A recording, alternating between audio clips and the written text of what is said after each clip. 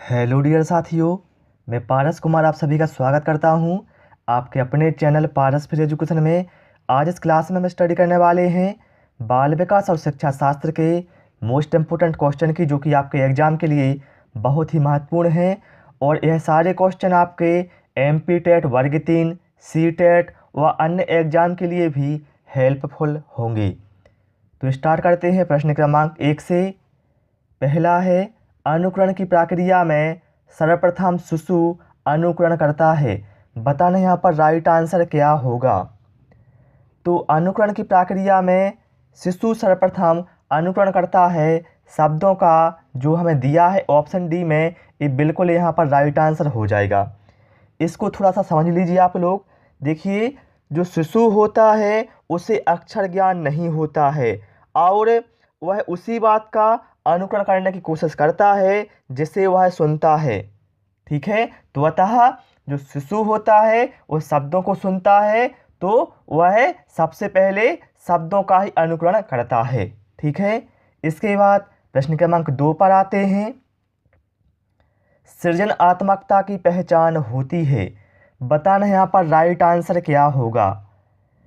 तो सृजनात्मकता की पहचान होती है साथियों नवीन परिणाम से। Option D is right answer. देखिए, इसको समझ लीजिए। जो सृजनात्मकता है ये सृजन शब्द से बना हुआ है और सृजन शब्द का अर्थ होता है नई वस्तु। मतलब क्या है, इसका अर्थ हो गया नई वस्तु एवं सिद्धांतों की खोज। तो अतः हम कह सकते हैं सृजनात्मकता से मतलब है हमारा नवीन परिणामों की पहचान से या खोज से। ठीक है, इसके बाद आते हैं प्रश्न क्रमांक 3 पर। हस्तशिल्प की शिक्षा दी जानी चाहिए। बताना यहाँ पर राइट आंसर क्या होगा।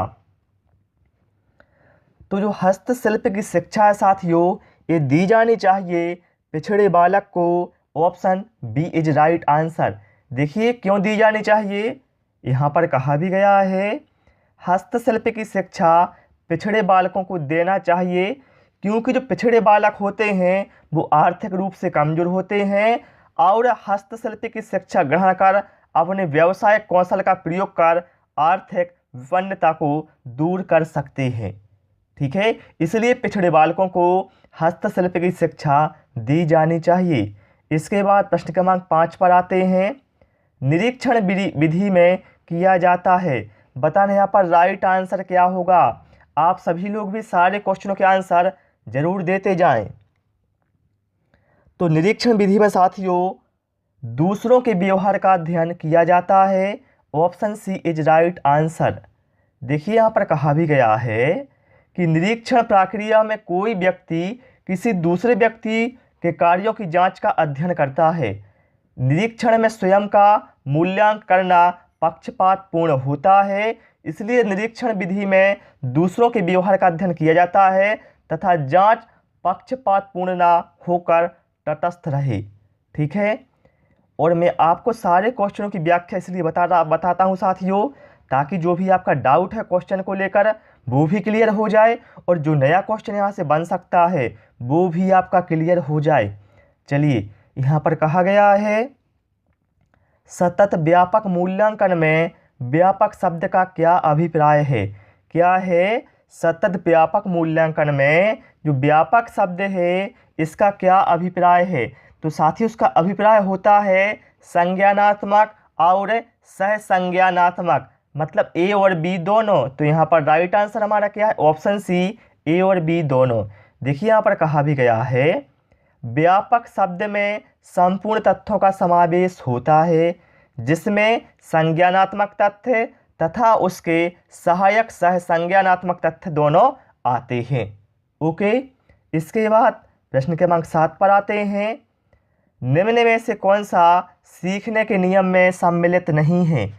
ऑप्शन है अभ्यास, खेल, तत्परता या फिर प्रभाव। देखिए साथियों, थॉर्नडाइक महोदय ने मुख्यतः 3 नियम दिए हैं सीखने के, अभ्यास का नियम, तत्परता का नियम और प्रभाव का नियम। लेकिन जो खेल है ये भैया सम्मिलित नहीं है सीखने के नियम में, तो ऑप्शन सी हमारे यहाँ पर राइट आंसर हो जाएगा। ओके, इसके बाद प्रश्न क्रमांक 8 पर आते हैं। बालक का सामाजिक विकास प्रभावित होता है। तो देखिए साथियों, चाहे कोई भी बालक हो, उसका जो सामाजिक विकास है वो परिवार से भी प्रभावित होगा, विद्यालय से भी प्रभावित होगा और सामाजिक आर्थिक स्तर से भी प्रभावित होगा। मतलब क्या है, ए, बी और सी इन तीनों से होगा।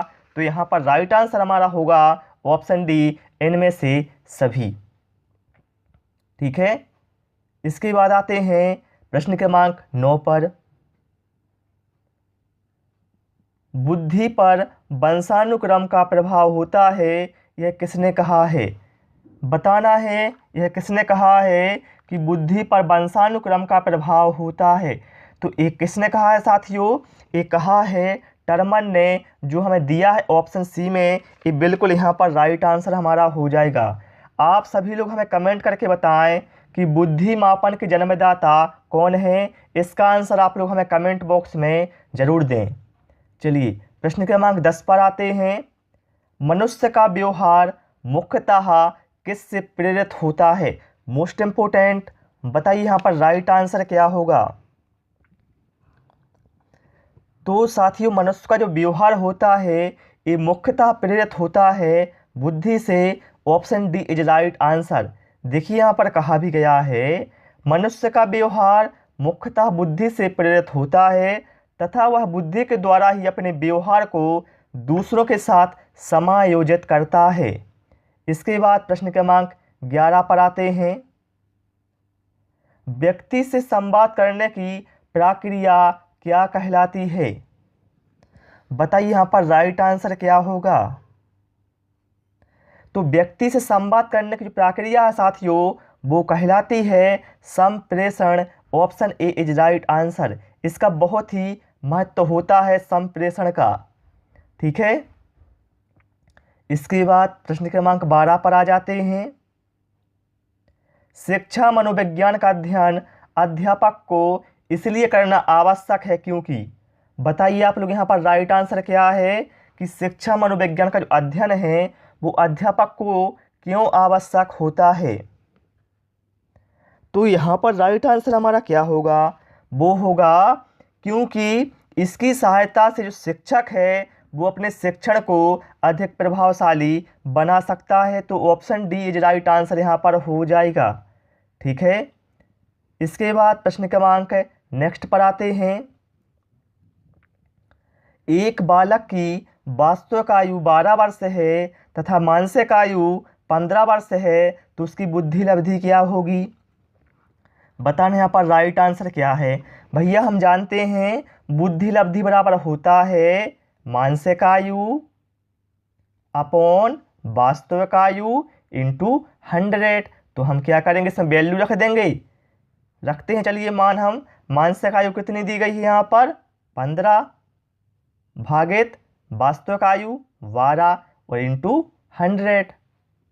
ठीक है, अब देखिए क्या होगा। 4 एकम 4, 4 तिरी 12 और 4 से 100 को काटेंगे तो 25 बार जाएगा। फिर 3 एकम 3, 3 पाँचे 15। अब कितना बचा? 25 गुणित 5। तो 25 से 5 का गुणा करेंगे साथियों तो हो जाएगा 125। हो जाएगा ना? तो ऑप्शन ए यहाँ पर राइट आंसर हमारा हो जाएगा। ओके, इसके बाद आते हैं प्रश्न क्रमांक 14 पर। पाठ्यक्रम होना चाहिए। बताना है पाठ्यक्रम कैसा होना चाहिए, विद्यालय केंद्रित, छात्र केंद्रित या फिर शिक्षक केंद्रित। तो साथियों जो पाठ्यक्रम है वो होना चाहिए छात्र केंद्रित। Option A is right answer यहाँ पर हो जाएगा। ठीक है, देखिए यहाँ पर कहा गया है प्राकृतवादी रूसों के अनुसार शिक्षा तभी सफल हो सकती है जब वह छात्र केंद्रित हो। ओके, इसके बाद आते हैं प्रश्न क्रमांक 15 पर। शिशु के प्रति सहानुभूति एवं प्यार दुलार से किस संवेग की उत्पत्ति होती है? तो देखिए शिशु के प्रति सहानुभूति एवं प्यार दुलार से जो उत्पत्ति होती है साथियों वो होती है अनुराग की। Option C is right answer हो जाएगा। इसको समझ लीजिए थोड़ा सा आप, जिससे कि आपको क्लियर हो जाए। देखिए कहा गया है शिशु के प्रति सहानुभूति एवं प्यार दुलार वात्सल्य होता है जिसमें बालक के साथ लगा होता है, इसे ही दूसरे शब्दों में अनुराग कहा जाता है। ओके, इसके बाद आते हैं प्रश्न क्रमांक 17 पर। सामान्य बुद्धि बालक प्रायः किस अवस्था में बोलना सीख जाते हैं? तो यहाँ पर राइट आंसर हमारा क्या होगा? वो होगा साथियों, सामान्य बुद्धि बालक होते हैं वो प्रायः 34 माह में बोलना सीख जाते हैं। Option C is right answer यहाँ पर अपना हो जाएगा। इसके बाद प्रश्न क्रमांक 18 पर आते हैं। और यदि आपको साथियों टाइम कम पड़ रहा है, वीडियो को पॉज कर लें, फिर आप इसका आंसर सोच सकते हैं कि इसका आंसर क्या होगा। 1882 ईस्वी में किस मनोवैज्ञानिक द्वारा लंदन में मानवीय विशेषताओं का अध्ययन करने के लिए प्रयोगशाला का निर्माण किया गया? बताइए यहाँ पर राइट आंसर क्या होगा? तो वो होगा साथियों यहाँ पर राइट आंसर हमारा क्या होगा? ऑप्शन सी अल्फ्रेड विने। ऑप्शन सी यहाँ पर राइट आंसर अपना हो जाएगा। देखिए यहाँ पर कहा गया है अल्फ्रेड विने ने 1882 में लंदन में मानवीय विशेषताओं का अध्ययन करने के लिए प्रयोगशाला का निर्माण किया था। और जितने भी साथियों क्वेश्चन बता रहा हूँ आपको, ये सारे क्वेश्चन एग्जाम में बार बार पूछे गए हैं, इसलिए आप लोगों के लिए बहुत ही महत्वपूर्ण हैं। मनोवैज्ञानिक वाइगाट्स कहाँ के थे? बताना यहाँ पर राइट आंसर क्या है? तो राइट आंसर यहाँ पर साथियों होगा, क्या होगा? रूस। जो दिया है हमें ऑप्शन बी में, ये बिल्कुल यहाँ पर राइट आंसर हमारा हो जाएगा। ठीक है, इसके बाद प्रश्न क्रमांक 20 पर आते हैं। सामाजिक अधिगम आरंभ होता है, मोस्ट इम्पोर्टेंट, बताइए यहाँ पर राइट आंसर क्या होगा? तो जो सामाजिक अधिगम है साथियों, ये आरंभ होता है संपर्क से। Option C is right answer. देखिए यहाँ पर कहा गया है सामाजिक अधिगम लोगों के संपर्क में आने पर आरंभ होता है। जितना अधिक लोगों के साथ संपर्क बनेगा, सामाजिक अधिगम उतना ही अधिक होगा। ठीक है, इसलिए कहा जाता है समाज की बहुत ही महत्वपूर्ण भूमिका होती है अधिगम में। इसके बाद प्रश्न क्रमांक 21 पर आते हैं। किसी उद्दीपन के निरंतर दिए जाने से व्यवहार में होने वाला अस्थायी परिवर्तन क्या कहलाता है? सोच समझकर इसका आंसर देना साथियों। इसका आंसर क्या होगा? तो देखिए, किसी उद्दीपन के निरंतर दिए जाने से व्यवहार में होने वाला जो अस्थायी परिवर्तन होता है साथियों, इसे कहा जाता है अभिप्रेरणा। जो दिया है हमें ऑप्शन डी में। देखिए कहा गया है अभिप्रेरणा एक अस्थायी परिवर्तन होता है, क्योंकि आवश्यकता से अभिप्रेरणा उत्पन्न होती है, और जैसे ही आवश्यकता पूर्ण होती है, अभिप्रेरणा भी शांत हो जाती है। ठीक है, तो डियर साथियों, इसमें हमने 21 क्वेश्चन पढ़ लिए हैं, वो भी व्याख्या सहित। मुझे उम्मीद है आपको क्लास पसंद आई होगी। क्लास पसंद आई हो साथियों, रिक्वेस्ट है वीडियो को लाइक करें, दोस्तों के साथ शेयर करें, और नए नए वीडियो पाने के लिए चैनल को सब्सक्राइब करना ना भूलें। Thanks for watching this video.